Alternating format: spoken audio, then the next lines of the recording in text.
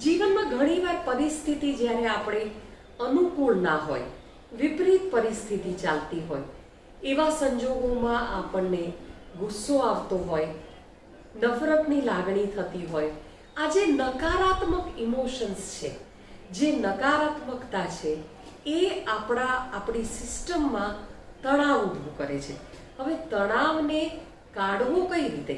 જો જીવનમાં જ્ઞાન બધા પાસે છે, ખુશ રહેવું જોઈએ, પ્રસન્ન રહેવું જોઈએ, ગુસ્સો ના કરવો જોઈએ, વિપરીત પરિસ્થિતિમાં મનને સાચવીને રહેવું જોઈએ, આ બધું જ જ્ઞાન આપણી પાસે છે.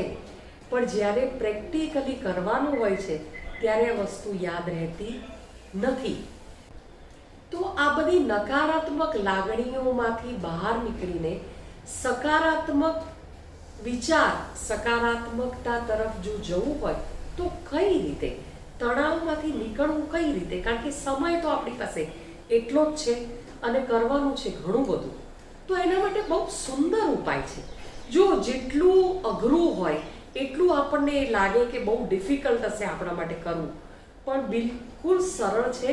આર્ટ ઓફ લિવિંગનો આ હેપીનેસ પ્રોગ્રામ ખૂબ સુંદર રીતે 4 દિવસમાં રોજના 2.5 થી 3 કલાક કાઢીને તમે તમારા જીવનમાં સ્વસ્થ શરીર, મનની પ્રસન્નતા, જીવનમાં શાંતિ, આનંદ, આ બધા જ ગુણોને ખૂબ સારી રીતે વધારે ને વધારે ખીલવી શકો છો.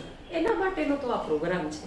આપણા જીવનમાં સ્ટ્રેસ મેનેજ કરતા બહુ જ સહેલાઈથી શીખી શકીએ છીએ. તો આપણા પોતાના સ્ટ્રેસને મેનેજ કરવો અત્યારે સૌથી પ્રથમ પ્રાથમિકતા તરીકે લઈને આ કોર્સમાં મારી બધાને નમ્ર વિનંતી છે કે ચોક્કસ જોડાઓ.